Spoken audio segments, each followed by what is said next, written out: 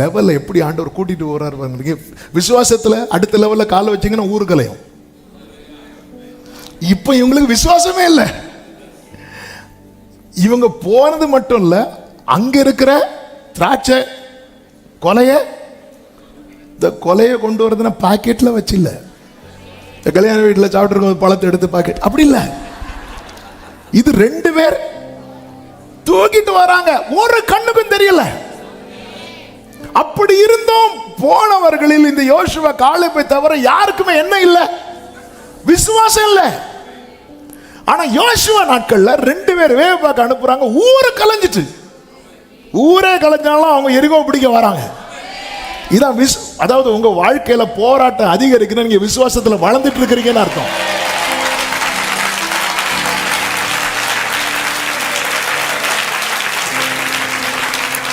ஆமென் சொல்லுங்க பார்க்கலாம்.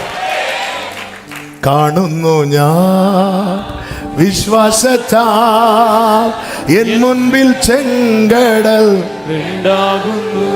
ஆமென். கர்த்தருக்கு மாத்திரம் மகிமை உண்டாவதாக. இப்ப போயிட்டு வந்த உடனே எல்லாரும் என்ன பண்றாங்க அப்படின்னா, கர்த்தர் கொடுத்த வாக்குத்தத்தத்தை விட சுத்தி இருக்கிற சத்துருக்களை குறித்து பெருசா பேச ஆரம்பிச்சுட்டாங்க. அப்படி ஆரம்பிக்கும் போது இந்த காலேப் என்ன செய்கிறான் என்றால், என்னாகமம் 13:30 வாசியுங்கள். அப்பொழுது காலேப் மோசேக்கு முன்பாக ஜனங்களை அமர்த்தி, நாம் உடனே போய் அதை சுதந்தரித்துக் கொள்வோம், நாம் அதை எளிதாக ஜெயித்துக் கொள்ளலாம் என்றான். காலேப் விசுவாசத்தை விடவில்லை. அவன் இந்த விசுவாசத்தை வெளிப்படுத்துறதுக்கு முன்னாடி என்ன பண்றான் பாருங்க. நான் ஆவிக்குரிய கண்ணோட்டத்தோடு சொல்லுகிறேன். அவன் ஜனங்களை அமர்த்துகிறான். எந்த ஜனங்களை அமர்த்துகிறான் தெரியுமா? இந்த அவிசுவாசத்தை பேசிட்டு இருக்கிறாங்க தெரியுமா, சத்துருக்களை பெருசா பேசிட்டு இருக்கிறாங்க தெரியுமா, அவர்களை அமர்த்துகிறான். ஒன்றை புரிந்து கொள்ளுங்கள், அவிசுவாசத்தை அமர்த்தாமல் விசுவாசத்தை வெளியே விட முடியாது. நமக்குள்ள இந்த ரெண்டுமே எழும்பும். அதுல நம்ம அமர்த்த வேண்டியதை அமர்த்தி தான் ஆகணும். நம்ம கிட்ட இருந்து என்ன வெளிப்படுதோ அதுதான் நம்முடைய நாளை. நம்ம கிட்ட இருந்து என்ன வெளிப்படுகிறதோ அதுதான் நம்முடைய ஃபியூச்சர். இது ரொம்ப கேர்ஃபுல்லா, இது ரொம்ப கவனமா இருக்கணும். இது எழும்பும். அவன் அமர்த்துகிறான். புரியும்படி சொல்லுகிறேன். ஆண்டவராக இயேசு கிறிஸ்து பாருங்க, யோவான் சுவிசேஷம் 12வது அதிகாரம் அதனுடைய 27வது வசனத்துல இயேசு சொல்றாரு, இப்பொழுது என் ஆத்துமா கலங்குகிறது, நான் என்ன சொல்லுவேன்? பிதாவே, இந்த வேளையின் என்று என்னை இரட்சியும் என்று சொல்வேனா? அவருக்கு இப்போ தோணுது, அவருக்கு ஒரு கலக்கம் வருது, இது வேண்டாம் அப்படின்னு சொல்ல தோணுது. அடுத்த வசனத்தை பாருங்கள். பிதாவே, உம்முடைய நாமத்தை மகிமைப்படுத்தும் என்றார். ஒரு புறம் எழும்புது, இது வேண்டாம், ஏன்னா கலங்குகிறது. நான் வேண்டான்னு சொல்லுவேனா? இல்லையே, நான் இதுக்கு தானே வந்தேன், நான் இதற்காக தானே இந்த வேலைக்குள்ள வந்தேன். 27வது வசனம், நான் இந்த வேலை நின்று என்னை ரட்சியும் என்று சொல்வேனா? இல்லை, இதற்காக தான் நான் வந்தேன். ஒரு வாய் திறந்து என்ன சொல்றா தெரியுமா? பிதாவே, உமது நாமத்தை மகிமைப்படுத்தும். அப்பொழுது மகிமைப்படுத்தினேன், இன்னமும் மகிமைப்படுத்துவேன் என்கிற சத்தம் வானத்திலிருந்து உண்டானது. நிறைய எழும்புங்க நமக்குள்ள. எதை வெளிப்படுத்துறோம்? ஆமென். நிறைய எழும்பும். இயேசு எப்படி ஒரு மாதிரியை வச்சுட்டு போயிருக்கிறார் பாருங்க. இதுதான் காலேபிட்ட வெளிப்பட்டது. தேவ பிள்ளைங்க பரிசுத்தவான்கள் இடத்துல இதெல்லாம் வெளிப்படணும். நிறைய எழும்பும், நிறைய கேள்விகள், நிறைய காரியங்கள் எழும்பும். தாவீது பாருங்க, தாவீது சுற்றி இருக்கிறவங்க என்ன சொல்றாங்க? சங்கீதம் 3வது சங்கீதம் அதனுடைய 2வது வசனத்துல, தேவனிடத்தில் அவனுக்கு ரட்சிப்பு இல்லை என்று என் ஆத்துமாவை குறித்து சொல்லுகிறவர்கள் அநேகராயிருக்கிறார்கள் அப்படி சொல்லும். அடுத்த வசனம் தாவீது என்ன வாய் திறந்து சொல்றாரு? கர்த்தாவே, நீரன் கேடகமும் என் மகிமையும் என் தலையை உயர்த்துகிறவருமாயிரு. வாயை திறந்து, ஆண்டவரே எனக்கு ரட்சிப்பு இல்லையா ஆண்டவரே? அவ்வளவுதான் ஆண்டவர். இல்ல, நான் வாயை திறந்து என்ன சொல்றேன்? 31வது சங்கீதத்திலே ஆமென் 13வது வசனத்திலே சொல்றார், அநேகர் சொல்லும் அவதூறை கேட்டேன். 14வது வசனத்திலே சொல்றார், ஆமென், நீரே என் தேவன் என்று சொன்னேன். எனக்குள்ள நிறைய எழும்புது. நான் என்ன சொல்றேன்? மோசேயை குறித்து வேதம் என்ன சொல்லுகிறது தெரியுமா? 106வது சங்கீதம் அதனுடைய 33வது வசனத்துல, அவர்கள் அவன் ஆவியை விசனப்படுத்தினதினால் தன் உதடுகளினால் பதறி பேசினான். இதனால என்னாச்சு? 32வது வசனம், அவர்கள் நிமித்தம் மோசேக்கும் பொல்லாப்பு வந்தது. தேவ பிள்ளைகளே, விசுவாச மார்க்கத்தார் தான் எல்லாம் வந்துட்டோம். 40 நாள்ல காணான். இப்படி ஒரு லெவல்ல கர்த்தர் கொண்டு வந்து வைத்திருக்கும் போது நாம் என்ன வெளிப்படுத்துகிறோம், எதை வெளிப்படுத்துகிறோம்? இது ரொம்ப முக்கியம். அவிசுவாசம் எழும்புது, அதை அமர்த்துங்கள், அதை விட்டுறாதீங்க, அதை வெளியே விட்டுறாதீங்க. அதை அமர்த்த கிருபை. அந்த ஒரு தகப்பன் போய் இயேசுட்ட சொல்ற பாருங்க, விசுவாசிக்கிறேன் ஆண்டவரே, ஆகிலும் என் அவிசுவாசம் நீங்கும்படி எனக்கு உதவி செய்யும். ஆமென். எபிரேயர் 11:6 என்ன சொல்லப்பட்டிருக்கிறது? விசுவாசம் இல்லாமல் தேவனுக்கு பிரியமாயிருப்பது கூடாத காரியம். நீங்க விசுவாசம் மட்டும் இல்லைன்னு வைங்களேன், நீங்க என்ன பண்ணாலும் ஆண்டவருக்கு பிடிக்காது. இப்ப நான் உங்க முன்னாடி நின்று கத்திட்டு இருக்கிறேன், எனக்குள்ள ஃபெய்த் இல்லைன்னு வைங்களேன், பிடிக்கவே பிடிக்காது ஆண்டவருக்கு. ஆண்டவர் நான் ஒயிட் அண்ட் ஒயிட் பிடிக்கவே பிடிக்காது ஆண்டவருக்கு. ஆண்டவர் நான் பாடுறது பிடிக்காது, நான் காணிக்க போடுறது பிடிக்காது. விசுவாசம் இல்லாமல் ஆண்டவர் நான் உனக்குள்ள ஃபெய்த் இல்லையா, ஆண்டவருக்கு பிடிக்காது. ஆண்டவரை பிரியப்படுத்த முடியாது. ஆண்டவருக்கு உனக்குள்ள ஒரு கடுகு விதையில விசுவாசம் இருந்தா நான் அதுல திருப்திப்படுறேங்கிறாரு. இப்படி ஒரு தேவனை தெய்வமா கொண்டிருக்கிறோம். இதுக்கு மேல நீ என்ன வேணும்? ஒரு கடுகு விதையில விசுவாசம் இருந்தா கூட இந்த மலையை பார்த்து பயந்து போன்னு சொன்னா அது பயந்து போகும். இந்த ஃபெய்த் ரொம்ப முக்கியம்.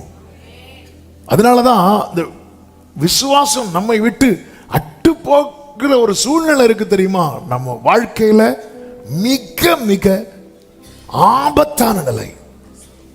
ஒரு ஆவிக்குரியவன் ஐசியூல அட்மிட் பண்ணக்கூடிய சிச்சுவேஷன் எப்போ தெரியுமா? ஃபெய்த் இல்லாத நிலை. ஆமென். 1 தீமோத்தேயு 6வது அதிகாரம் அதனுடைய 20-21 வசனங்களை வாசியுங்கள். ஓ தீமோத்தேயுவே, உன்னிடத்தில் ஒப்புவிக்கப்பட்டதை நீ காத்துக்கொண்டு, நல்ல கவனி, உன்னிடத்தில் ஒப்புவிக்கப்பட்டதை நீ காத்துக்கொண்டு. இந்த ஃபெய்த்ங்கிறது நம்ம எடுத்தது கிடையாது, நமக்குள்ளே தேவன் துவக்கி இருக்கிறார். அதாவது ஆண்டவர் எனக்குள்ள என்னெல்லாம் ஸ்டார்ட் பண்ணி இருக்கிறாரோ, என்னெல்லாம் எனக்கு கொடுத்திருக்கிறாரோ அதெல்லாம் நான் காக்கணும். பவுல் என்ன சொல்லுவார் தெரியுமா? நான் விசுவாசத்தை காத்துக்கொண்டே. சீர்கேடான வீண் பேச்சுகளுக்கும் ஞானம் என்று பொய்யாய் பேர் பெற்றிருக்கிற கொள்கையின் விபரீதங்களுக்கும் விலகிரு. ஒருத்தங்க கிட்ட பேசுறதுனால உங்க விசுவாசம் அடிபடுமா? பேசாதீங்கன்னு அவங்கள்ட்ட சண்டைன்னு சொல்றதுக்கு இல்ல. அந்த கான்வர்சேஷனை விட்டுட்டு ஸ்டாப் பண்ணுங்க. ஓ தீமோத்தேயுவே அப்படிங்கிறார். அதாவது பவுல் எல்லா சபைகளுக்கு எழுதி எழுதி எழுதி கடைசியில் ஒரு பர்சன் மேல அவருடைய போக்கஸை வைக்கிறார். இதான் கடைசி காலத்தில் ஆண்டவர் அப்படிதான் செய்வார். ஆண்டவருடைய மினிஸ்ட்ரி கூட பாருங்க, ஃபர்ஸ்ட் எல்லாருக்கும் அப்படிதான் கூடுவார். வந்து ஃபர்ஸ்ட் காலிங் வருத்தப்பட்டு பாரம் சுமக்கிறவர்களே, நீங்கள் எல்லாரும் என்கிட்ட வாங்க. அடுத்து பாருங்க, அழைக்கப்பட்டவர்கள் அநேகர், அவர்களில் தெரிந்து கொள்ளப்பட்டவர்கள் சிலர். அடுத்து ஃபைனல் மெசேஜ் எல்லாம் பார்த்தீங்கன்னா 5ல் 10ல் 5 2ல் 1 இப்படிதான் கொண்டு வருவார். ஆமென். ஓ தீமோத்தேயுவே, உன்னிடத்தில் ஒப்புவிக்கப்பட்டது நீ சீர்கேடான வீண் பேச்சு. உன்னுடைய ஃபெய்த், உனக்குள்ள இருக்கிற விசுவாசம் கேள்விக்குறியாக்குகிற எந்த கான்வர்சேஷனும், உன்னுடைய விசுவாசத்தை ஒளிய பண்ணுகிற, விசுவாசத்தை விட்டுவிட பண்ணுகிற எந்த ஒரு காரியத்துக்கும் நீ விலகிரு. 21வது வசனம், சிலர் அதை பாராட்டி விசுவாசத்தை விட்டு வழுவி போனார்கள். சொல்லிட்டு தீமோத்தேயுக்கு சொல்றார், கிருபையானது உன்னோடு கூட இருப்பதாக, கிருபையானது உன்னோடு கூட. ஆமென். சீர்கேடான வீண் பேச்சுகள், இந்த வீண் பேச்சு, தேவையில்லாத பேச்சுகள் கூட நம்முடைய விசுவாசத்தை விட்டு நம்மை வழுவி போக வைக்குமா? இங்க ஜனங்கள் என்ன பண்றாங்க அப்படின்னா, இந்த துர்ச்செய்தியை அவங்க அதிகமாய் பரம்ப பண்ணுகிறார்கள். இதை கேட்டதும் எல்லாரும் அழ ஆரம்பிச்சுட்டாங்க, ஓன அழ ஆரம்பிச்சுட்டாங்க. துர்ச்செய்தி, நல்ல கவனிங்க, நற்செய்தியை பரப்புறதுக்கு 12ல 2 பேர் நிக்கிறான், துர்ச்செய்தியை பரப்புறதுக்கு 10 பேர். என்னைக்குமே அவிசுவாசத்தை உண்டாக்கும் கிரியைகள் தான் தேசத்தில் அதிகமாக இருக்கும், விசுவாசத்தை உண்டாக்கும் கிரியைகள் கொஞ்சமாய் தான் இருக்கும். ஓ தீமோத்தேயுவே அப்படிங்கிறார். அவருடைய ஏக்கம் அது, அவருடைய ஆசை என்ன தெரியுமா? நான் காத்து கொண்டது நான் விசுவாசத்தை காத்து கொண்டது போல என்னுடைய ஆவிக்குரிய மகனும் அதை காத்து கொள்ளணும். அதுதான் அவருடைய ஏக்கம், அதுதான் அவருடைய வாஞ்சை. சபையை ஆவியானவருடைய பாரம் அதுதான். இந்த விசுவாசத்தை விட்டு வழுவி போயிராத. உன்னை இரத்தத்தால் மீட்டது வீணாயிரக்கூடாது, உன்னை சிவந்த சமுத்திரத்தின் வழியாய் நடத்தினது வீணாயிரக்கூடாது. ஆமென். இதுவரை கொண்டு வந்துட்டார். இன்னும் 40 நாள்ல கானான் இப்படி ஒரு இடத்துல கொண்டு வந்து விட்டிருக்கிறார். நல்ல கவனமா கேளுங்க.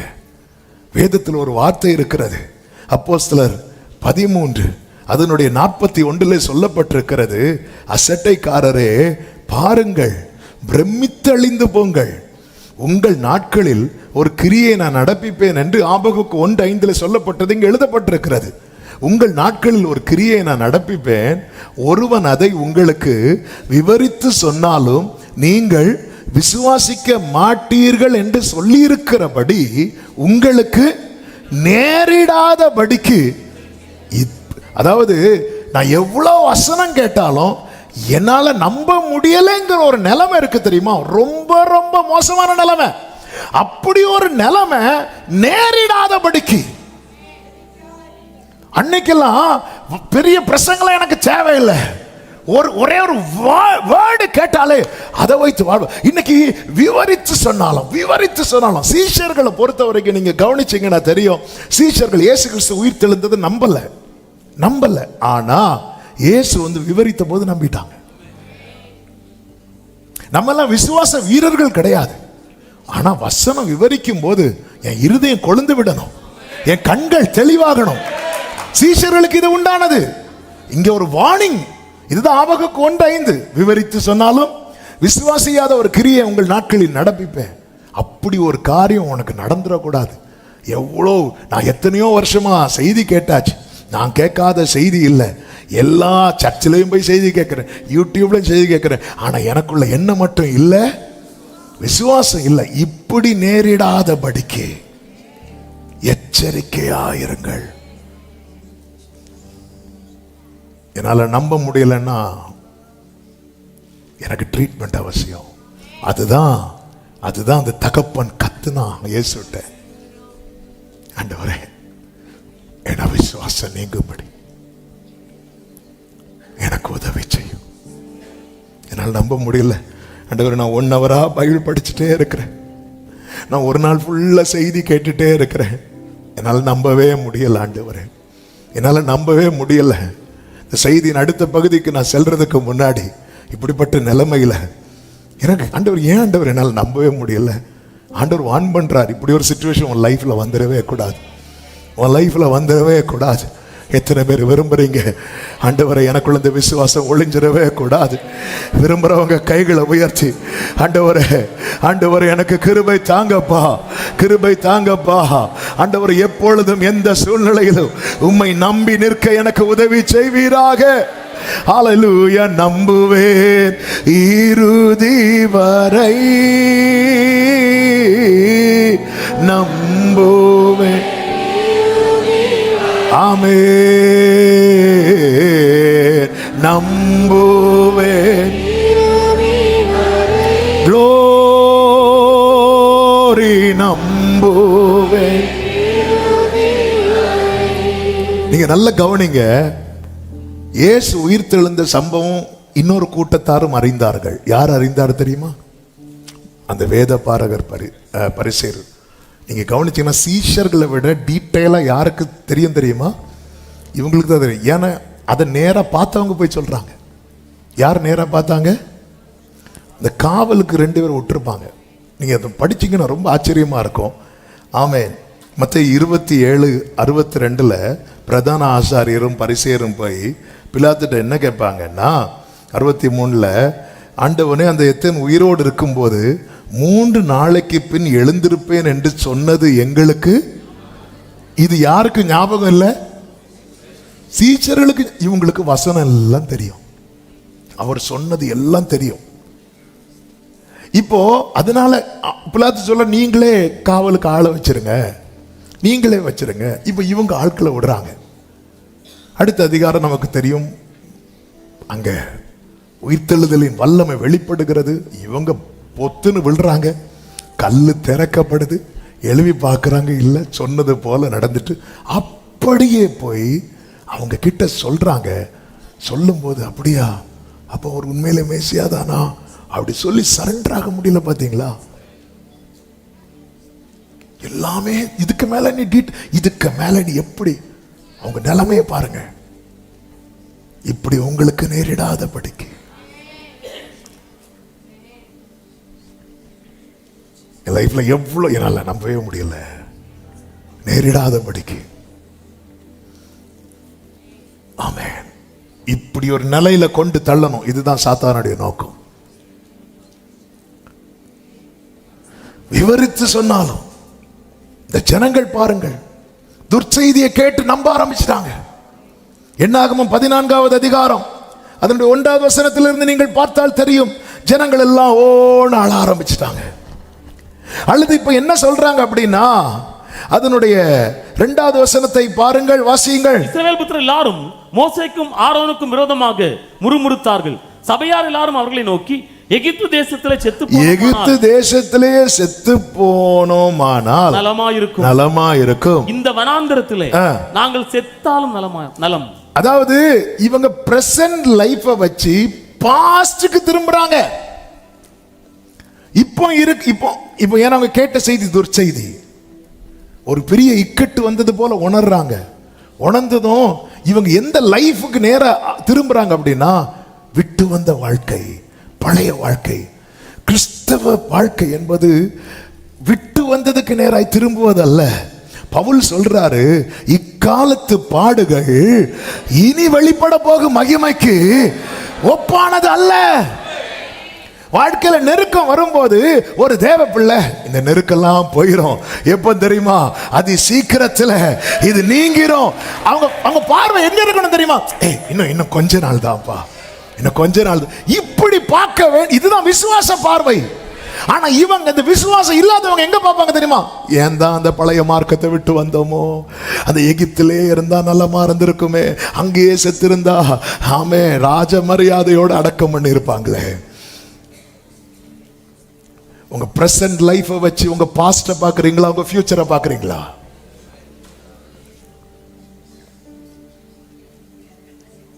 மகிமையில் இயேசுவை தரிசிக்கும் நேரமே அந்த நாள். இன்னைக்கு அநேகர் அந்த ஃபியூச்சரை பார்க்காம விசுவாசத்தை, மார்க்கத்தை விட்டு பழைய நிலைக்கு போறாங்க. விட்டு வந்த பாரம்பரியத்துக்கு நேரா திரும்புறாங்க. அவங்களுக்கு பிரசன்ட் லைஃப், பிரசன்ட். ஹே, நம்மை தேவன் அழைத்தது ஃபியூச்சருக்காக. கர்த்தரால் மீட்கப்பட்டவர்கள் ஆனந்த களிப்புடன் பாடி சீயோனுக்கு வருவார்கள். நித்திய மகிழ்ச்சி அவர்கள் தலையின் மேல் இருக்கும். சஞ்சலமும் தவிப்பும் ஓடி போகும். என்னையும் உங்களையும் தேவன் அழைத்தது ஒரு நாள் வாழ்வுக்கல்ல, ஒரு நாள் வாழ்வுக்கல்ல, ஒவ்வொரு நாளும் வாழ்வதற்கு.